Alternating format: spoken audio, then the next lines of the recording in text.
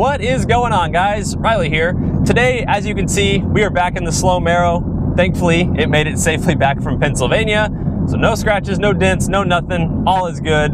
So that was super comforting to see.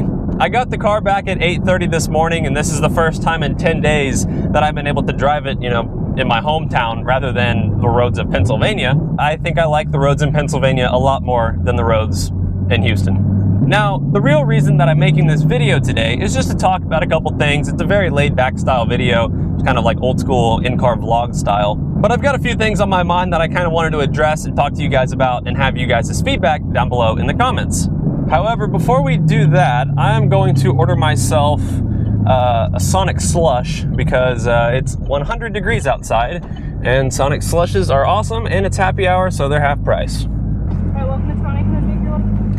Hi, can I get a medium watermelon slush with nerds, please? Okay, what else? That's it. It's gonna be $1.34, Thank you. $1.34. Now that's a bargain. Shout out to Sonic. You guys are the real MVPs. Oh, there's a Dodge Viper down there. All right, guys, so the first topic that I wanted to address today is the topic about me getting a Hellcat. Now, if you're new to the channel, basically a few weeks back I made a video basically saying if I reach 100,000 subscribers before January 1st, I will go out and buy a Hellcat. Simply because I've always wanted a Hellcat and the prices on them are starting to fall quite a bit where, you know, I can get one. And with that, I want to say thank you guys very much for 70,000 subscribers. That is just absolutely unreal. You know, if you would have told me a couple years back, yeah, one day you're going to have 70,000 subscribers on YouTube, I would have been like, nah, that ain't going to happen. So really, from the bottom of my heart, thank you guys so much. It really does mean a lot to me. So back on topic now. So with hitting that 70,000 subscriber mark, it really got me thinking like, man, this actually might happen. I actually might have to get a Hellcat. This deal might actually work out.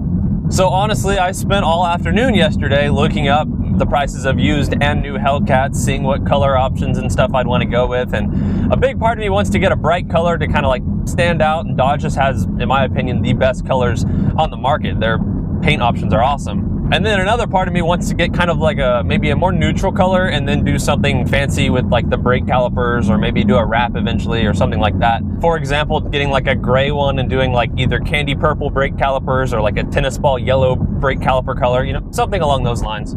So I'm sure I'll be going back and forth for a while about what colors I want to get and stuff like that. And honestly, it'll probably just depend what's available when it's, you know, comes time to buy. And yes, if you're wondering, finding a used purple one is at the top of my list. But I wanted to get you guys' feedback on, you know, if you had to buy a Hellcat, what color would you get and why? Also, I've been getting messages of people saying, you know, RP, what are you going to do with this Hellcat once you get it? And well, probably the typical RP things. It'll be on drag radials pretty much ASAP. It'll probably stay relatively stockish because, well, 707 horsepower and a warranty sounds quite nice. I'm sure I'll get it to looking pretty nice, and I've got a couple things in mind of different routes I could go as far as the build goes, and please take that word lightly. I don't really want to call it a, oh, check out my build, and then have it just like some simple things. But I definitely have some fun stuff planned for that car, and I think you guys will really enjoy it. And actually, speaking of Hellcats, tomorrow morning at 6:30 a.m., I will be boarding a flight to Detroit to attend the Roadkill Nights event presented by Dodge and SRT up in Pontiac, Michigan at M1 Concourse, which is basically a racetrack in Michigan. So there should be a lot of Hellcats and Vipers and drag racing and all kinds of fun stuff at that event. So if you're in the Detroit, Michigan area, I will be there this weekend, which I know it's kind of short notice for this video, but be looking forward to those videos. Also, for those of you who can't attend, I will be live streaming some stuff. I don't know what, but some stuff will get live streamed over the weekend. So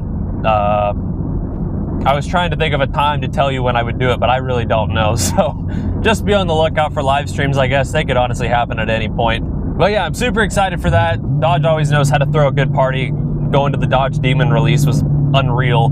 And that was one of those things that it's going to be hard to top for any other car manufacturer going forward. I promise I didn't mean to turn this video into a giant Dodge video, but I guess that's kind of how it's turned out, huh? So I guess I'll go ahead and finish this video up by talking about the Camaro. Camaro's doing great, just crossed over 10,000 miles, all is well with this guy. If you watched my last video, we did a little bit of drag racing, and looking back, actually the Camaro set its fastest time at that quarter mile. It was like 115 miles per hour, and that's the fastest this thing has ever gone in the quarter. So that's actually really impressive, and I'm really happy about that. Previously, it was running like 112s, so for it to go up almost 3 miles per hour, that's pretty awesome.